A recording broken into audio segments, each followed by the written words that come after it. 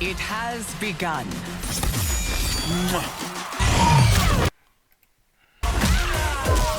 Inform your family and friends that you won't be able to see them for the next 4 months. College games have kicked off and the NFL is soon to consume us whole. We are depraved beings. We are. We need ways to amplify our pigskin fix. Good for us. DraftKings, the sponsor of this video, adds to our football high. If you're a new customer, bet just $5 on any game and receive $200 in bonus bets instantly. DraftKings Sportsbook offers you the ability to place wagers on every scenario imaginable. Think Philly will rush for over 100 yards this week? Go for it. Believe that Miami is due to be upset? Make it happen. Have a hunch that Pittsburgh will be going to the big game? Bold, but do it. I'll put it all on a parlay to potentially up your earnings if it all happens. And don't forget about the daily fantasy games that DraftKings offers, especially if the sportsbook isn't available in your state. There's something for everyone. All new customers need to do is download the DraftKings Sportsbook app. Use the code UTREE and put just $5 on any bet to instantly get $200 in bonus bets. Now how's that for an official betting partner of the NFL? Pretty good, eh? Let's get to the video. My apologies to anyone who wants baseball or hockey content out of me. The football grind will consume me whole once again. In the endless quest for more money, the NFL is adding more frivolities that no one asked for. More double Monday night games. Exclusive games on streaming services. Thursday night flexing. Avast ye mateys, we sail the 7 seas of piracy again. There are also 16 teams in the NFC to go over. It's kind of a doozy. A nearly guaranteed 16 teams in the NFC to go over. I hate it's kind of a doozy. Bro, I hate this. The fault in ourselves. I hate this man. I swear to God. Nearly guaranteed divisional round loss awaits you in the future. It may be the same issues as before, but now it comes with a new facelift in several positions. Jerry Boy calls it maturing. But in Dallas, there are many pivotal questions that need to be considered. Only third degree instead of first degree. Mature. First is Zach Martin. He is holding out, but he's vital to the offensive line. He'll be paid handsomely. Next is Trayvon Diggs, master of big interceptions and giving up big yardage to receivers. His intangibles are important, so he'll be paid. This man here, like, 97 mil? This man here is the freaking, he is the, like Chisel Adonis said, he is the Jameis Winston of cornerbacks. No, either Chisel Adonis said that or Shannon Sharp said that. One of them said that. This man is the goddamn, like, God. Bro. He will do he's either getting a pick six or he's giving up a touchdown. Paid handsomely as well. Tony Pollard will not be paid handsomely. But what about Dak? Jerry and the Cowboys may be running out of patience. He's a good quarterback, but can he really lead them anywhere? They had to learn a harsh lesson with Zeke. And if he doesn't evolve, he could be out of here after his contract expires. True. Dallas did bring in Trey Lance as a speculative lottery ticket. True. Dak better make sure boasting that he won't throw 10 interceptions comes true. And I don't mean 11 or more. Last year, the G-Man had nearly every single thing go right in their quest to return to relevance. The stench of free medium sodas and Joe Judge washed away under the running power of Saquon Barkley. For New York, the time has come to reward those that made them great. Sexy Dexy, Andrew Thomas, and Daniel Jones. Saquon, he'll get some pennies we found in the dryer. Ironically, he agreed to it after a running back Zoom meeting. Did they tell each other the position was fucked or something? Regardless, this should be a year of improvement. As long as Danny Derps proves he can throw the ball deep to receivers that can manage to catch the football for once. Darren Waller is an excellent addition as long as he's not limited to 5 games by injury. True. The hype is very real in Giants country, but can they capitalize on it? Not if the rest of their division has anything to say. Like the Chip Kelly green. Piss off. It's a sting that tends to make a group hungrier than before. To get so close to the peak but just fall apart at the worst possible time. Not to mention suffering a metric ton of losses due to a cap crunch. However, these are the Eagles. They've never been ones to simply give up and die. They'll reload and bolster as needed to get back to the promised land. The NFC is feeble, and Jalen Hurts will be paid the big bucks to lead the way. Bringing in new weapons, the return of legends on the O-line, assembling Georgia's national championship front 7. Anything and everything will be done to get another Lombardi. Catch them all. Even shedding Derek Barnett because he wants more playing time. The future is here. Why? It's time for the rest of us to die. Derek's part of the reason why you got a Especially Super their Bowl. mortal enemies. It's like a National massive Liberation toxic Day. cloud has been lifted. No longer will we have to wonder what Fuck kind of Dan embarrassment Snyder. Washington will throw at our laps any Fuck given Dan week. Snyder. It wasn't the optimal ending, but Dan Snyder is officially Get his gone. bitch ass out. Evil can no longer hurt us. We are free. Get his bitch A ass out, long-needed please. new era in DC is beginning. One where the commies will probably change names again because they never trademarked the damn name. Does anyone even like Commanders? It's as bland and uninspiring as the team was last season. Yeah, no, Hopefully I they don't like drink the stupid name. juice and start Carson Wentz in a critical game again. Sam Howell, this is your show now. I mean, he was considered a top prospect back in the 2021 season. He looked okay against Dallas and in camp. That elite defense better be ready to haul ass because they're going to be what makes or breaks this team. Howell too, but I think we already know that. I don't Bears fans think sure it's- have talked a lot. I'll say this: Chase Young has never impressed me. He never impressed me at Ohio State. He's never impressed me here. I don't know why. He's never impressed me. He seems all right, but he's never impressed me. Howell too, but I think we already know that. Bears fans Make it sure till have you talked make a it. lot of shit this offseason. You've accomplished absolutely nothing, yet apparently the end is here because you may have a QB for the first time since the Depression. Justin Fields has a lot of questions that need to be answered, especially in his accuracy, but he is an electrifying athlete, I'll give you that. He'll have plenty of weapons to play with as well. I feel so bad including for newly Justin acquired Fields. DJ Moore and a freshly extended Cole Kmet. And could be you'll better love than Chase Josh Claypool until Allen. he frustrates the hell out of you. Justin Fields has potential to be better than Josh Allen. The only reason he isn't is because the Bills have a better coaching staff and front office than the Bears. Games. There is reason to be intrigued about the future, but pump the goddamn brakes. Let time dictate if Justin and the Bears are good or not. Besides, Fields isn't the thing that'll make or break your season. It's the O-line and front seven. Those positions are in a state of transition with free agents and picks. Yeah. And they struggled big time last year. Yes, Justin's definitely going to be running for his life again. Remember, Bears. Baby steps. Focus on those instead of one giant leap. It's a strange world when the Lions have legitimate hope. Not in the how did this poverty franchise get good way, but the holy shit it actually happened way. There have been No longer countless call them times where it was Patriots. extremely easy to write off the Lions just because of their namesake. No matter the talent on their roster, they'd find an incredible way to fuck it all up. That or the refs would fuck them in the ultimate fetish.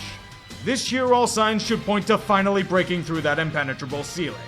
Talent at nearly every position. Jared Goff returning to 2018 form, one of the Yep. best offensive lines in the game. However, you just can't escape the gnawing of their past reputation no matter what. Jamison Williams should be a game changer. Should be, because he's only changing the game by trying to gamble on them in other leagues. I like what the Lions are doing, and I hope they can finally make it back. If only so I can stop relying on stale crutches with them. As Brett Favre History left for the lesson. Jets, Aaron Rodgers follows the well-traveled path. Yep. Holding the team hostage failed to bring about any sort of significant He'll progress be a with the Viking in franchise, 2024. and they have to figure out what the hell they have in Jordan Love. How he's doing depends on who you ask. Packers fans, be it by cope or cause, believe in the connection between him and Christian Watson, like Aaron and Davante and Brennan Sterling before them. Chemistry is taking place in the Green Bay lab. Hopefully it doesn't explode like Quay Walker did last year. The Packers are a wild card. They still have the pieces to make a run, but there are more holes and questions that need to be answered than in previous years. The rest of the NFC North would love to see Green Bay squirm like they did in the 80s. But knowing our luck, Love probably keeps the generational QB chain rolling. What can I say? The gods love reruns. Like the Bears of the past few years, the Vikings are purging their old stalwarts in favor of the youth. Think the likes of Eric Kendricks, Adam Thielen, and recently Dalvin Cook. Adam Thielen. Apparently Dalvin is Cook no should longer not good be enough gone. after having a supposedly down year. They And should Neil Hunter not may be gone. next if he keeps threatening to hold out. He chose not to, however, so he stays like Harrison Smith. Minnesota looks to the future.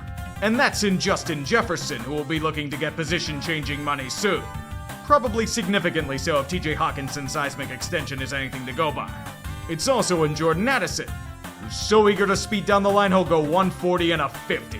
Jesus But who's Christ, going to be throwing to them dude. in the future? You can always do worse than Kirk Cousins, but does Minnesota think they can do better? The Vikings have always felt like underachievers until this past season. Even then, they got insanely lucky. Is regression the name of the game? Or will the defense finally manage to stop something without Donatel holding them back? Worst case scenario to their year? The equivalent of a check down on a 4th and 9. If this team had any sort of clutch gene last year, they would have hosted a home playoff game. Their asses would have been thoroughly kicked, but with how bad the division was last year, it would have been better than Tampa Bay being shit. To properly shed old labels, you have to wash away everything. And I mean everything. The defense has been reforged with a plethora of free agents and hired guns. Jesse Bates. The offensive line, the defense has been reforged. Jeffy Bates, Calais Campbell, and Bud Dupree? With a plethora of free agents and hired guns. The offensive line stronger than ever. Bijan Robinson brought in to add another great weapon to the running game. But we all know what'll make or break the Falcons this year. Desmond Ridder. The Falcons really like him, but can their affections convert to on-field success? It's a tough answer at the quarterback position. I'm surprisingly bullish on Atlanta this year, which is probably the kiss of death for them. Sorry, boys, prepare for more agonizing last-second losses. The rule of law has been overthrown by the Fourth Reich, and the only way to do that is with patience and precision. Bryce Young is the future of the franchise. He should be a Texan. And he's being thrown into the fire for maximum exposure. He should be a Texan. They threw a lot at Chicago to get him. Hopefully he'll become what they've been missing since Super Cam. It's a year of development. There's no denying that reality. There have to be strides taken, but it's not at a critical juncture just yet. Nurture Bryce into the system and don't put too much on his plate just yet. A lot of teams tend to make that mistake. It's too early to tell with them. Time will tell if Carolina has made the right choices or not. There were a lot of expectations for these boys this time around. Like it or not, the NFC South is ridiculously weak on paper. Young and inexperienced or old and decrepit. Then there's New Orleans. When in doubt, keep believing that you can push with an investment in Derek Carr. Andy Dalton's performance last year, child's play. Carr will drive them back to glory. If this team doesn't get wrecked by injury. It's ended them the past few seasons. And considering they're an aged unit, those chances aren't going to drop anytime soon. It's a team of ifs. If they can stay healthy. If Michael Thomas can return to form. If Carr can mesh with the offense. If Dennis Allen can do anything resembling competent coaching, then they can thrive. First challenge? No Alvin Kamara for the first 3 games.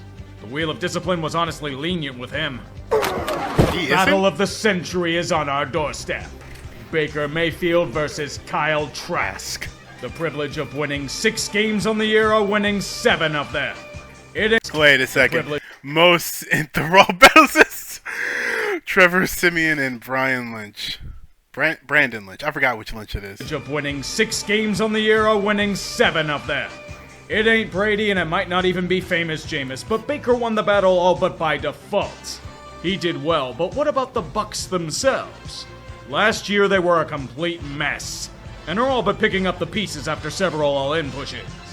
Shards of that greatness are still here, but they're either broken down shells of themselves or a Mike Evans sitting here wondering what he has to do to win again.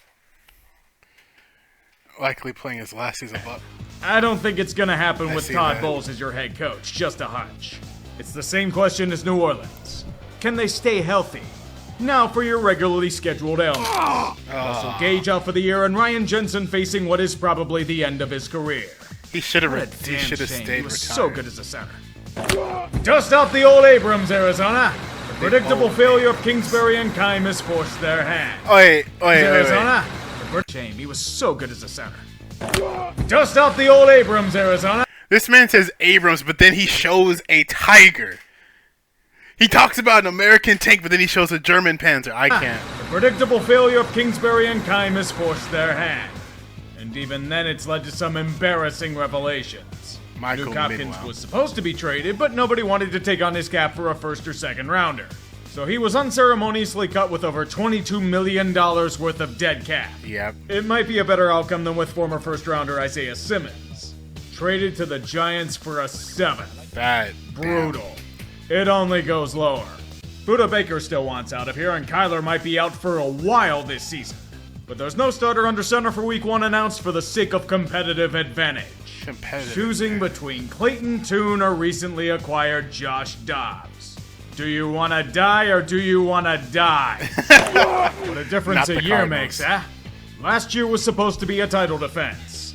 However, everyone died. They did. Quite literally. In fact, every star they had went on IR. Matthew Stafford, in a great surprise, hasn't retired despite his litany of ailments. It's very brave, but is it wise? It's gotten so awkward with the new faces that his wife's saying he's having trouble relating to the kids. If it's that bad... It says Matthew is struggling connecting with the younger teammates. It's kind of sad. Oh my god. Okay, Zoomers are pretty. That's him. What about Cooper Kupp and Aaron Donald? Kupp's still injured, and Donald's already got one foot out the door to retirement. Yeah. McVay's about there with him, and his lack of interest in a rebuild is very apparent. Considering how bad that O-line was last year, it's gonna mean a lot of pain this season.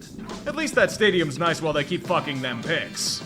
It'll be a brief respite. They don't want to stay bad for long. For a team that's made a shitload of draft mistakes under Shanahan and Lynch, they've gotten insanely lucky in a lot of aspects. They have. Mainly in Brock Purdy, who didn't need Tommy John and will be the starter. As long as his elbow holds up. After him is Sam Darnold on a redemption arc. Yeah. What do you say? Who the hell is Trey Lance? No such person exists on the 49ers. You know this. He was merely a figment of all our imaginations. They certainly didn't trade 3 firsts for the privilege to trade him for pennies on the dollar to Dallas. Yeah. If he wasn't in the plans, then why were you blowing smoke up our asses about how well he was doing in camp? This kind of terrible outcome gets entire regimes fired. God, Worst part is that Lance you're saying Trey Lance is Drew Bledsoe. That is interesting. This entire regime's fired. Worst part is that Lance didn't get much of a chance here. He didn't. He's injured before he could. Another one bites the dust. I do feel bad for Trey. I'd say that. Man never got a chance to do shit. They never gave him a chance. It was just like,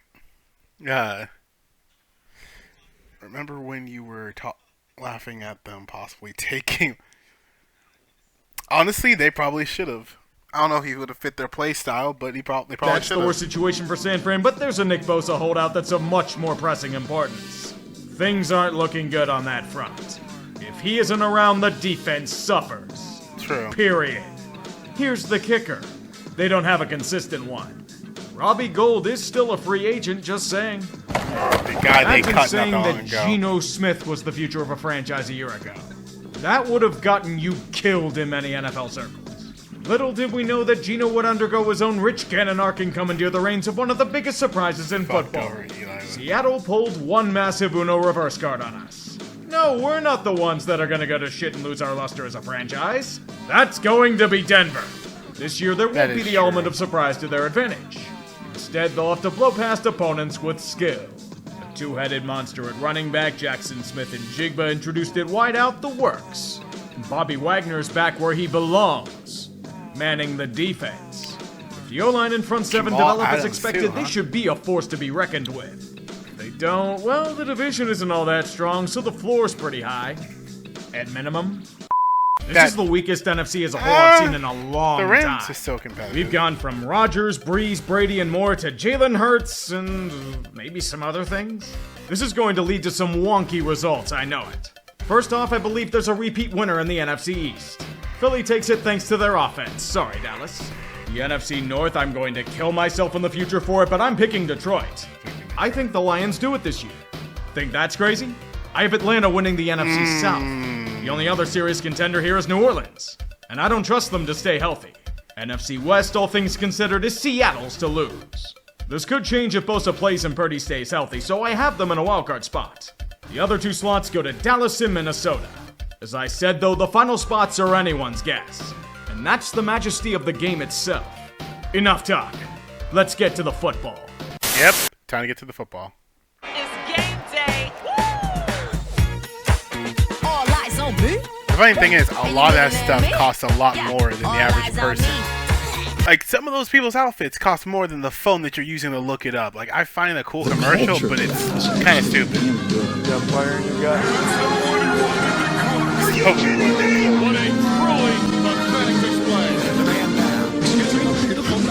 I love the new intro. First week of football needs a special sponsor.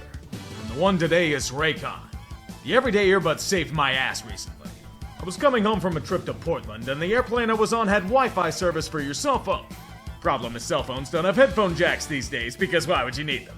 Thank God I brought my Raycons with me for the trip. With their 8 hours of playtime and customized gel tips for the perfect fit, they made the flight a much more comfortable experience. Sitting around watching a few movies with them on, I can understand why they have over 78,000 5-star reviews. Loud passengers? Throw on noise isolation mode or one of the 3 customizable sound profiles with a tap of a button. And since they're priced at roughly half the cost of other major brands, it's a no-brainer. Even sweeter, Raycon's having their annual back-to-school sale. For a limited time only, get 20% off site-wide plus free shipping. Simply click the link in the description or go to buyraycon.com/utree. I'll never forget how the everyday earbuds helped me in my time of need. But what about football? Dearest Mother, I regret to inform you that I must send my fondest farewells. Football season has started again, and the front lines call to me. My service to the shitpost will take months of my life. The toll it will take on my sanity will be great. But I know I do it for the greater good. I may march to my death, but take comfort, Mother. Know that the game is a sacrifice we're all willing to make. We must push for greatness, and the 2023 season begins. Please take this video as tribute to my resolve. Much love, shitposter number 1939. The back-to-back title what push the fuck was that intro confines tree, of dog? Arrowhead. Dumb as Chris shit. Jones lounges in a suite desiring more payment. Yep. And Travis Kelce's out with a hyperextended knee. Yep. Who gives a shit, we all say? They have Mahomes! Detroit's tough and Dan Campbell has cojones the size of cantaloupe, but there'll be no catches tonight. The Chiefs took that literally. Kadarius Toney was such ass that he single-handedly thrust the Lions right into the damn game. He did. Throwing a guy who hasn't practiced in weeks into the fire, what a great idea. Kansas City has what we call the Week 1 rust. Detroit was the better team here, let's not deny that, but that's mainly because the Chiefs kept cutting their own legs off. That is so Doesn't true. matter though, Kansas City is the final drive and they're only down by 1. Mahomes is just gonna bullshit out another victory like he usually does. Plenty of time. Looking in the middle. No, that Tony, should you've have had been more drops than your fucking rap album tonight. Giants fans are celebrating your failure like it's another Super Bowl. Or PFP Chiefs jumped out like great Jawan since. Taylor pre-snap and they're forced to go for it on a 4th and 25. And fail that because Sky Moore also can't catch. I Nah. think Kelsey was more missed than Jones. Yeah, That he needed was. Self-destruction and Detroit has legitimate hope. God, I love football. Good news, Chiefs fans. Chris Jones and the team have come to agreement on a new contract. With how the defensive trench was getting overrun, it's needed salvation. Yeah. The terms are such. Wait a minute, this seriously can't be it. A 1-year deal with incentives? Kansas City didn't even forgive the fines from his holdout. He could probably get the big deal he wants in the offseason, but oh right, the Chiefs will probably just chuck the tag on him. Jones's gamble got him the equivalent of a bread maker and a used $25 gift card to Bennigan's. Word of advice, Chris, fire your agents. They gave you some of the shittiest advice possible.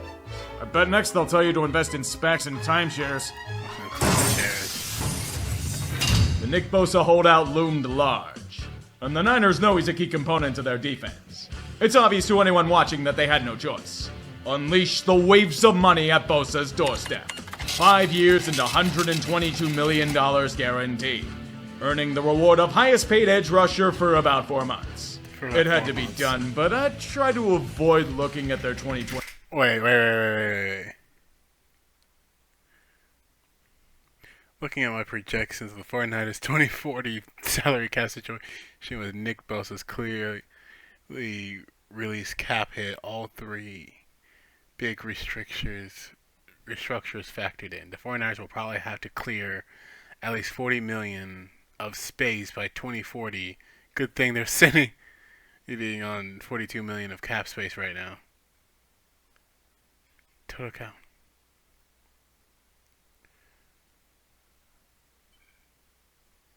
Bro. They're eliminating that.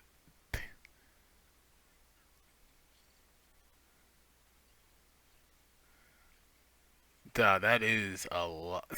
24 cap situation. Just keep it buried with all the skeletons from past regimes, please. There's a match in Pittsburgh to prove your mettle in. There's some hope in Steelers land. Undefeated preseason with the offense looking competent and then... Yep. Yes, this is totally what we were expecting. Did 999. we really say hope? San Fran straight up pants them in every facet of play. Dead serious, everything. Say, Pat Pete, how many interceptions did you end up with?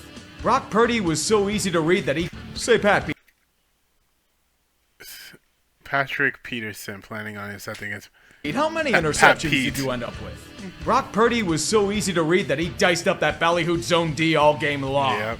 The only players who showed up for the black and gold were Presley Harvin and TJ Watt. Kenny Pickett was dog shit. Matt Canada's offense was puke. The defense sold more than local real estate, and Mike Tomlin uttered something about the standard or some shit. Pittsburgh hasn't been this destroyed since the steel mill shut down. The Niners. Setback? More like complete domination. Yep. I don't know what the hell you pissed off Baltimore, but I'd strongly recommend appeasing that god before it's too late. On the surface, it's a rather convincing win. The Texans were outclassed in many facets. The Ravens teammate CJ Stroud's debut was miserable as possible. The standard fare with little drama against a team they should beat. However, the blood toll must be paid, and it will be brutal in cost. Mark Andrews ruled out before the game.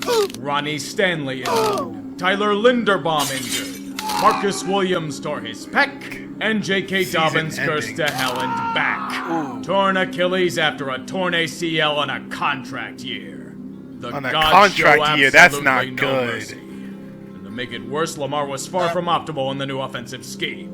Still time to right the ship there, but the injuries, man. Did you make a deal for 2012? Is that the reason why there's so much pain here? Did you make a deal for 2012? We did say it was going to be when, not if, Joe Burrow would be getting the big bucks. Everything has been lining up for this moment to happen. He'll be shattering records with his new deal. And the time has come for the Bengals to pay up. Back up the Brinks truck, boys! It's gonna be raining government greed. He's getting that Paycor money now, baby. 5 years with a $55 million AAP and $220 million guarantee. The quarterback position is secure with an elite talent for years to come.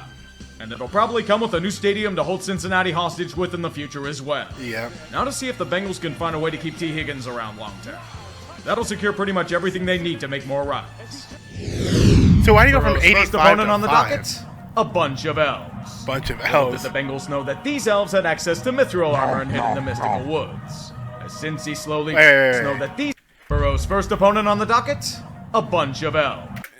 Browns' recent success versus Bengals. I was about to call them the elves. Little did the Bengals know that these elves had access to mithril armor and hid in the mystical woods. As Cincy slowly treks through the domain, it becomes a sequel to the Battle of Teutoburg Forest. Ambushed at every angle by slings of arrows, charging infantry and cavalry as they're whittled away one by one. The freshly paid General Burrow had generational levels of rust, unable to muster any counterattack against their foes' waves of attacks. The offense stymied under a litany of magic spells and alchemy alike. Joe Burrow was forced to retreat from battle with less than 100 yards passing, and the Browns celebrate a hard-earned win. Cleveland is Cleveland, huh? Nice bulletin board material, Jamar. Why not double down on it as those elves use you as target practice? We just lost to some elves. Welcome to the NFL, rookie. Bryce Young will get harsh lessons thrown at him with rapid speed. Even on his first touchdown pass, where Hayden Hurst chucks it into the crowd in a Madden animation. The rest will be sniped from the air by Hayden Hurst. There'll be free autograph swag in box. I blacked out when throwing. Oh! Chucks it into the crowd in a Madden animation. The rest will be sniped from the air by Jesse Bates. Multiple times, if we might add. Today we ask a long-debated question. Can you win a football game without competent quarterback play? This technically could be answered by either team, but it's correct for Atlanta. You can thank the overhauled defense and Bijan Robinson becoming Superman and carrying the offense. Yep. Tyler Algier did as well, which is going to frustrate the living hell out of fantasy football owners everywhere. You think Arthur Smith really gives a shit about that, though? You got the win. That's all that matters. Welcome to the NFL, rookie. Anthony Richardson will do... okay. Really, he was able to not look like a complete greenhorn? Very well then. It unfortunately doesn't mean a damn thing for the Colts despite their defense going balls out in a blaze of glory. Perhaps if the offense could convert on a fourth down every once in a while or hold on to the football, maybe then they could have stolen this game in the dead of night. Fortunately for them, Jacksonville wasn't all that keen on pushing forward with any sort of success. Thank you, Colts defense, playing your goddamn lights out. Things seemed manageable, though, until one moment in particular. First down and 20. As he got rid of the football. What are you doing? What are you doing? This is still a live ball. The refs have not signaled anything. And it is taken JB go out there flashback. into the end zone by DeForest Buckner. Let this be a lesson to you kids. When you don't hear the whistle, keep playing. Yeah. The ball's still live. It's very fortunate that the Colts are the epitome of raw and lacking their best weapon on offense, or else they may have been able to do something. What a pity, falling short yet again in week 1. for the 10th year in a row. You're gonna get AR killed with the way you're using him. The sun has come out in DC. The stench of perennial Satan failure. himself could have bought this team. That would have been shameful. True. That is so true. Satan could have bought it. Putin could have bought it. Hitler could have bought it. As long as it's not Dan-ass bitch Snyder, no one gave a fuck. We're just happy he's gone. Here is gone. Fans respond by coming out of their fallout shelters. Washington has sold out their home opener.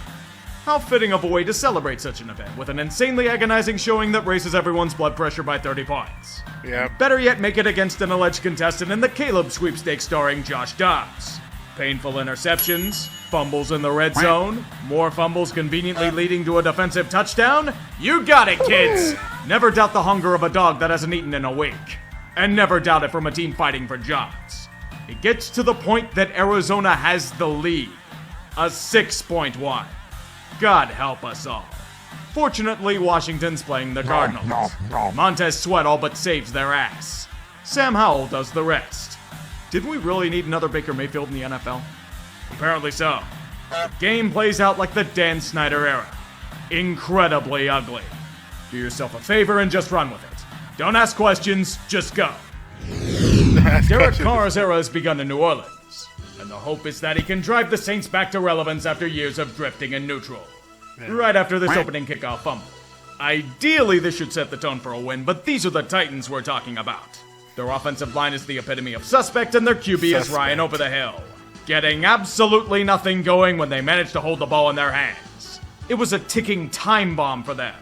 Any chances Ryan had were thrown as picks or rushed out of some of the shittiest throws in this hemisphere. The Saints weren't even that good on offense. They didn't score a damn TD until late in the third, but you don't need to if your opponent can do nothing but kick field goals. Who needs touchdowns, right? King Henry sent another man to the spirit realm and you give that performance as a reward? This may be as bad as it was against Cincy. You know what game I'm talking about. The Saints defense feasts. And oh, they feasted on this rotting carcass. We'll call it another Mardi Gras, because why not? Another Mardi Keep Gras. wins are still wins. Oh, Vikings, will you ever find a way to not break your fan spirits? You've been doing it pretty much every season of your existence, and you did it again today. Kirk Cousins was balling in the first half. 273 yards of passing against a team struggling to find an identity. Should be an easy win, right? Do you know what team you're watching here? This O-line can't perform for shit. Cousins is getting destroyed in the pocket. Yeah. Are you all that shocked that he's coughing up the ball every chance he gets? No presence in the running game, and oh boy, another red zone INT by Cousins. On goddamn you. He took a while to start up, but Baker managed to hold his own and play the role he does best. The underdog. He carves up a Vikings defense still recovering from Donatel syndrome and gets them the lead. Minnesota does the time-honored tradition and just folds. They do little on offense in the fourth quarter and lose. To a team expected to do next to nothing this season, they decide that this was the time to reinforce stereotypes. No big contract and no win. I'd be pissed too, Justin. Yeah. Is this a throwback to 2021? If you were to watch this game, you'd think that the Rams were gunning for a title defense. First half, normal expectations. Seattle imposing their will on a team looking old and dead to rights. This should be a relatively quick recap of a game where the Legion runs away with a dub, we make some cheap jokes at LA and call it a day. But then the doink happened before half. After such a display of awkward kicking, the reverse card was drawn. Matthew Stafford spun the clock back 5 years as he skied the ball to an army of kids. What nagging injuries, he looks incredibly healthy here. Seattle's offense? Back to 2021 levels of shit. Yeah. Geno Smith could not use his newfound magic against his foe. Hey DK, can you still not manage to name a player in the Rams secondary? Gave a cheap shot to one of them. I'll give you some names to remember. Puka Nakua and Tutu Atwell. What's your thoughts on that? To be honest, I couldn't name one player on that secondary. To one of them. I'll give you some names to remember. Okay. Puka Nakua and Tutu Atwell. They roll off the tongue. Are the Rams back? I want to see more before I say it. Week 1 can get pretty fucky. Yeah. Bears fans are a special breed of stupid. I'd be too if I kept getting fed snake oil by the same damn shysters. You talk all this shit about how well you're going to do. You're gonna stake a claim in the division. You're going to finally upend your Lord Green Bay. We're going to eat our doubts as the new regime washes away the stains of old. Mm-hmm. You know, at least Saxonville accomplished something before their fans boasted to the heavens. Yeah. What was it all for? A bunch of screen passes in both trenches being mauled to get lorded over by Big Brother 3 hours to the north yet again. Aaron may be gone, but you sure as shit made Jordan Love look like him.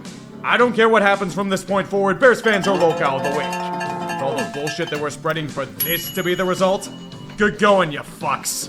You just made Packers fans infinitely more insufferable. I hope you're happy.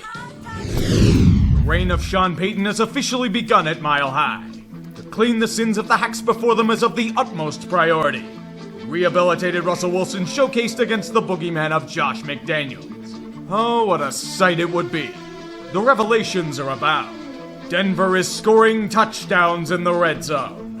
A sight as rare as the lunar eclipse last year now happening multiple times in a game. The sight as rare as the lunar eclipse last year now happening multiple times in a game. The only thing you had to do to get it was trade any competent kicking game you had. Missed PAT and shanked field goal will be their undoing. A comedy of errors ensues where everything that could go wrong does. Falling to the chiseled sword of a suave-controlled Jimmy G as your offense sputters at the worst possible time. Yep. The more you try to change things, the more they never do. Denver loses another game where they can't score more than 16 points. And Josh McDaniels continues to ruin the franchise. Remember, Broncos country, the ride never ends. Tom Brady has returned home. It's not as a player, but he will get a hero's welcome. Much to the chagrin of the rest of the league. Oh wait, that's what they did. They're retiring number 12. I'm not mad about it. Tom Brady's the most overrated quarterback. But at the same time, I'm not mad about it. He deserves that retirement. There's no one else that could ever wear that number and live up to the hype of Thomas Edward Patrick Brady II. No one else. Retire that number. As a player, but he will get a hero's welcome. Much to the chagrin of the rest of the league.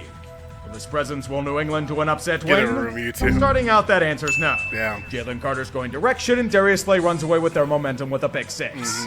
However, Philly's not just interested in winning in blowout fashion. They have to toy with their prey first. Give them the hope of escape so they squirm and burn off all of their energy. Nah. Make it easier to feast on their innards. Stop They'll it. sputter on offense as the Pats' legendary defense revives and buckles down on their opponent. Stop Mac it. Jones will shake off the Patricia and Judge Rust and return to rookie form. But they're still always within arm's distance. Philly can take them out easily. Run play for Hurts all the way. Ball comes out. Ball is coughed up. That will happen. The Predator is vulnerable, and New England can strike with haste. Here's Jones. Pass short of the stick. Dude, Henry, Hunter. The fight continues to rage, and Philly can put them away again. Across the middle, and it's knocked down. The bullshit of Brady infects them by proxy. Time is ticking down. Can the Patriots do it? Can they drive the dagger for the kill? Here's Jones throwing. No. Catch is made. Did he get the feet down? No. Is he in? They say yes. Booty, the rookie. Oh no, he never got the second foot down. Yeah. With that, Philly drives their teeth into their prey after a heroic struggle. It was ugly as hell, but they will eat. If you don't have tough luck, you have none to begin with. Herbert versus Tua. The debates about their draft positions and skills continue to rage on in the fires of NFL discourse. In this matchup, it'll be a fight to the death. Blow after blow thrown by each fighter in unison. Defense not needed. It's a purebred shootout that'll be remembered for a while to come. Yeah. Miami can't stop the running attack of the Chargers.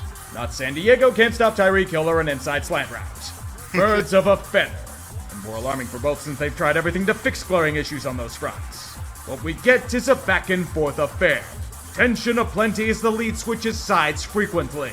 However, one side is a glaring weakness, and that man's name is J.C. Jackson, currently wanted in LA for theft of millions of dollars. The final play of the first half is masterpiece. Dumbass committed blatant PI on a receiver surrounded by three other Chargers with no time left. That spot foul got Miami into PI on a... Like, dude.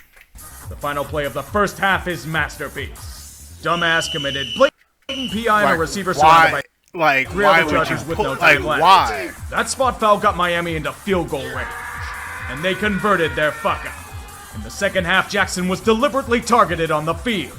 Dude covered as well as tattered loincloth. No wonder why he was benched. Tua proved to his haters he couldn't throw by skying the ball for over 400 yards. 200 of them to Tyreek alone. Dimes on top of dimes. A performance for the ages. Capped off by a final drive of legend. Wazakoma is in the backfield.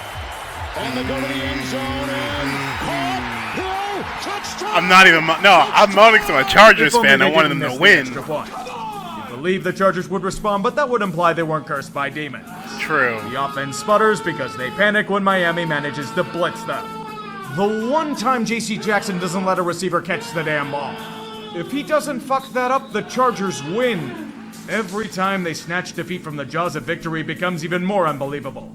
Football is definitely back. The New York Giants showed us things that we never expected. On a rainy, miserable night in North Jersey, all of us witnessed a horrific collapse in real time. Yeah. Dallas hijacked anything resembling hope and decency in order to deliver great humiliation to their hated rival. New York's optimism vanished faster than the entire right side of their offensive line. Pure destruction at every turn. And Danny Derps is at least getting paid handsomely to get destroyed in the pocket and play like shit. True. Cowboys didn't have to do much of anything, just watch as the Giants self-destructed in front of them and merely pick up the pieces. And they still crushed their opponent. It was record-shattering. No team had ever given up a pick six. No team has ever lost 40-0 or worse. Lost the sack battle 0-7.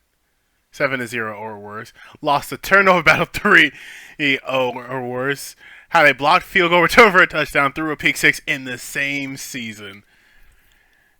They did all of that in one game. Committed 3 turnovers, surrendered 7 sacks, and had a blocked field goal return for a TD in the same season. The G-Men had it all happen in one game. Annihilation in its most grotesque form. And it felt like it wouldn't end. It was so awful a performance that Kadarius Toney himself dropped by to talk shit. New York suffers horrific trauma the day before remembering horrific trauma. Woefully unprepared. New York suffers horrific performance that Kadarius... Nah, don't get quiet now. Kadarius Toney himself dropped by to you dropped tons of passes in the KC game. I don't want to hear talk right shit. from you. New York suffers horrific trauma the day before remembering horrific trauma. Woefully unprepared with poor execution. Dallas just pissed on your grave. Well done. This was a simple game of Monday Night Football where nothing of note happened. Nothing Aaron of Rodgers threw for a lot of yards and the Jets won. Really? Nope, this is the totally Jets not did getting win. separated due to all the bullshit that happened. You sure? Rodgers definitely didn't suffer a potential career-ending injury in this one either. I know he did. When it rains, it pours. Church bell, do your thing. It did.